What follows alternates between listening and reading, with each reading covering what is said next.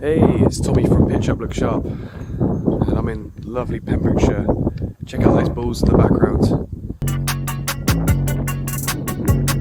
They've been mooing all night. I might give you a couple of close-ups of them. But yeah, first camping trip of the year, so I thought I would do a little review of the Robens Prospector shack.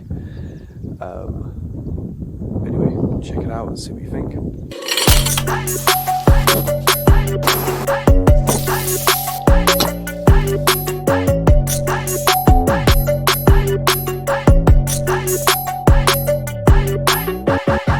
Here it is. Now I'm going to obviously put a link in the video below to where you can buy this and stuff, so you can see all the specs. I don't know off the top of my heart.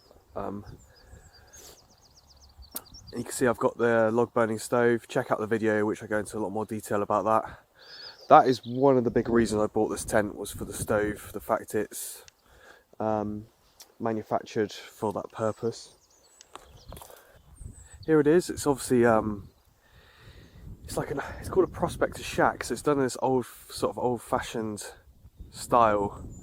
It is a canvas. It's not complete canvas. It's like a hybrid, but it's only a single layer. There's no double layer inside, but it repels water perfectly fine. Like, we've been in pretty heavy downpours. You don't want to be touching the sides when it's in heavy downpours, because water will come in then.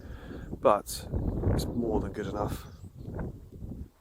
We're so happy with it. It just looks, I think, amazing the way it looks. Really happy.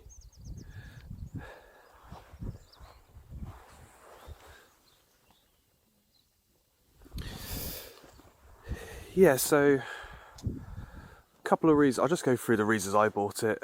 Like, this is very idiosyncratic, but here they are. You might be able to relate to them. It might not be what you're after.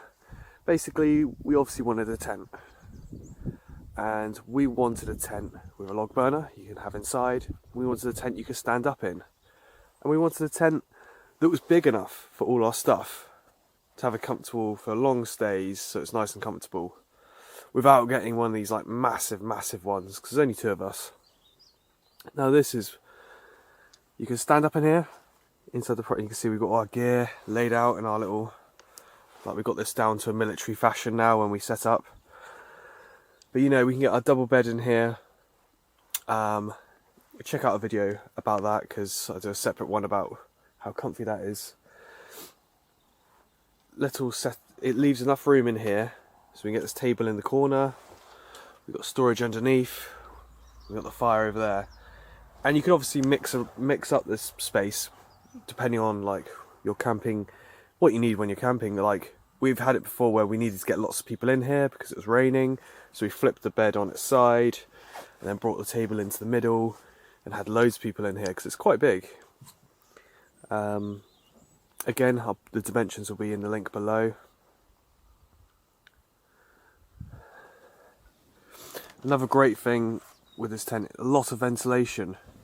So it means you can happily cook in here with a gas stove, have the windows, have the doors open like this. It's perfectly safe. Some of these, like, more like modern, like, you know, typical plastic dome tents, it can sometimes you'd be difficult to know you're getting enough ventilation, but here you know you're getting through air because all of these flaps around the outside open up. And this is because it's designed to have a fire in here, so you want lots of ventilation, which is really nice. If it's really hot as well, open up all these flaps on either side, or all sides. Really good for ventilation, keeps it nice and fresh in here. Like I said, good for like when you're cooking and stuff. The smells go rapidly and stuff like that. Just going to go through some of. So you can tell I really love this tent, and we've used it quite a few times now. It's probably like a 10th time out with it.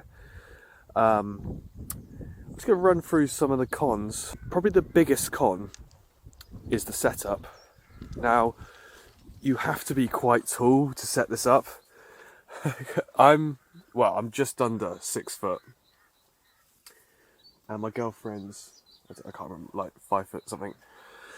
Basically, to set this up, it's quite awkward.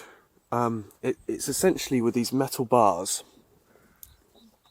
and these clip together, but you have to get in the tent to set this up, and so you have to bring these metal bars in here in a collapsed tent, which is obviously like you're completely surrounded by the material around you. You can't really see very well, and you got to like assemble it inside, and one of you has to hold it while the other one is connecting the legs, and it just has it on either side to the apex, and then going across the top there's these metal poles. Now, it is quite an awkward setup. It doesn't take long. Just to get the tent up is probably half an hour, but it's definitely no straightforward way of doing it. You know, that's one of the biggest cons. I don't think you could set this up on your own. That's another thing to bear in mind. Yeah, so you need to be relatively tall just to hold these up. You can imagine you have to hold these up. So I'm nearly at full reach when I'm holding these up. So, you know, and that's the thing is, it gives you that awesome height in here. Like when you're having to get dressed and get changed and whatever, you just got loads of headroom, which is great. Right, the last thing I want to say, just is also something bearing in mind. This sort of tent is obviously very boxy by its design. Therefore, it doesn't deal with wind very well. Now, we've been out on a camping trip, for instance, like coastal campsites, where if the wind gets up to, 20 miles per hour, 15, 20, which is quite common, it can be quite tricky, this tent, because obviously the wind just hits it from one angle and it's just a big square, essentially.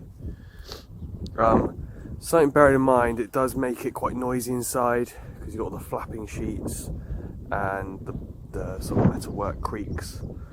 To be honest, it's just one of those things, isn't it? Like, we personally, it's quite a big downside for us, but we just got to keep a little eye on the sort of weather, and a more modern dome tent wouldn't suffer from this in the same way.